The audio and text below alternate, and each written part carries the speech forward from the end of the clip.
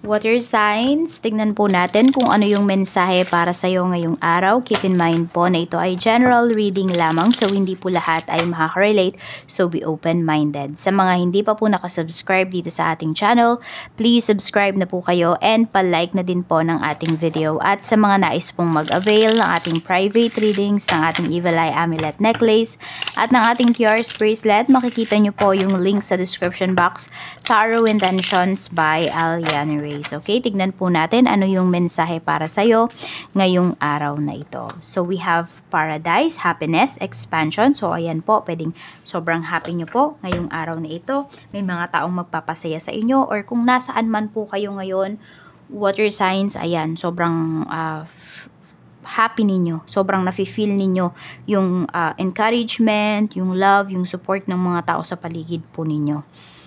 Yan, we have paradise. Parang ayaw mo nang matapos yung araw na to. Tingnan natin ano pa po yung mensahe para sa'yo ngayong araw. Spirit guide, mensahe pa po natin kay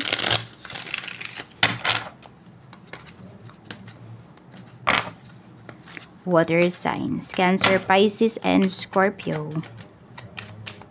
Tingnan natin. So, we have 6 of Swords. Meron ba kayong may nag-vacation yata dito or sobrang excited na kayo dun sa vacation po ninyo, napayagan na yung iba sa inyo, or ito po, ayan, meron kayong short vacation dito and talaga naman pong mag-e-enjoy kayo. Some of you, parang ayaw nyo munang ipaalam to kahit kanino. So, tahimik lang kayo dito. Parang tahimik din kayong nagplano, tahimik kayong magbabakasyon, tapos tahimik po kayong uuwi, ganon. Gusto niyo na ngayon ng peace of mind. Sobrang halaga na po yan sa inyo ngayon.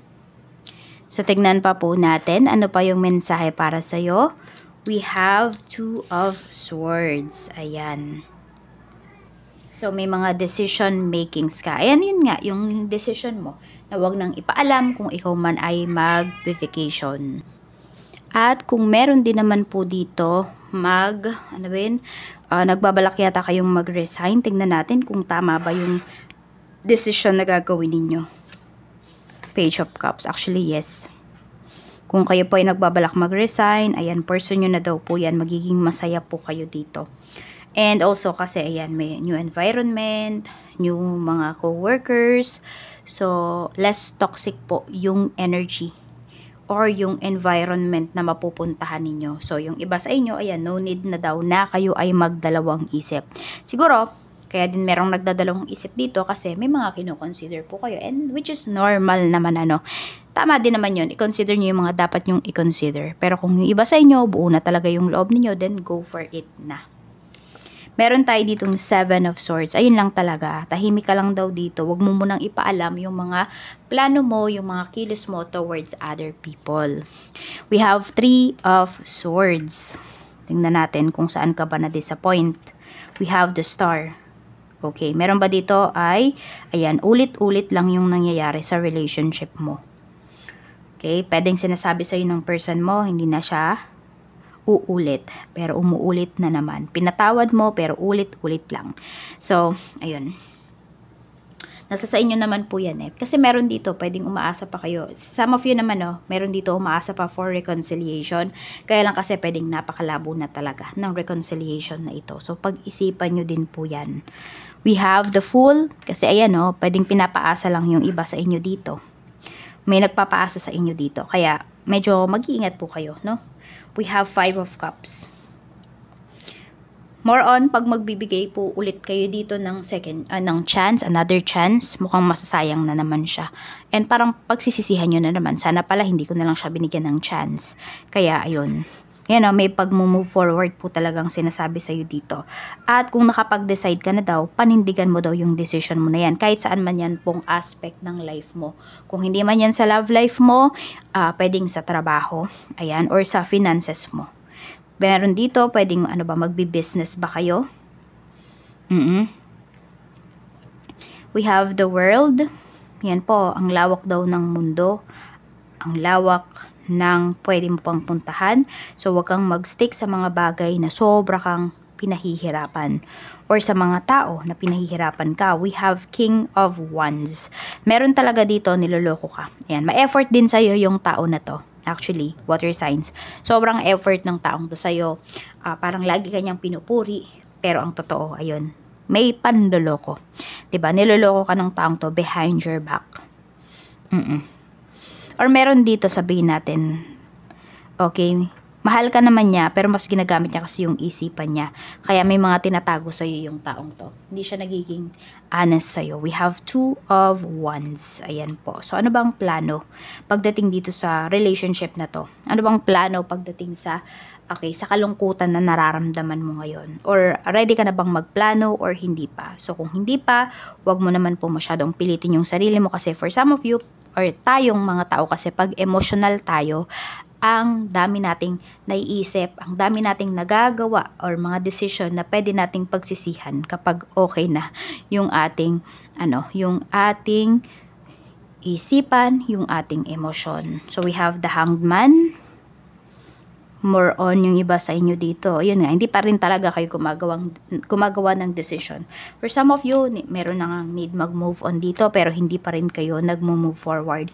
May hope pa kasi kayo na nararamdaman. Feeling mo kasi dun ka lang sa tao na yun sasaya.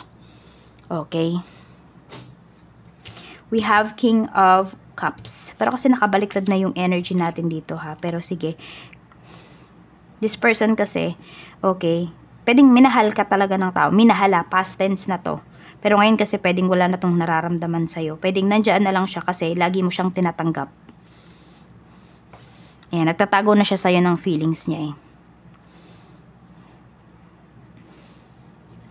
Meron tayo ditong King of Pentacles. Ayan po. So, pwedeng may iba pang taong paparating para sa'yo dito. Water signs. We have Justice. Yung tao na ipaglalaban ka talaga. Yung magiging honest po talaga sa'yo. Meron dito. Kaya, ayan. 'Di ba? Yung tao na paulit-ulit kang sinasaktan, paulit-ulit kang niloloko, pag-isipan mo yan. We have 7 of Pentacles. Yan po, ang daming opportunity para sa'yo. Huwag mong sayangin. Oo. Kaya kung may chance talaga kayo, para makalipat kayo ng trabaho, i-go nyo na yan.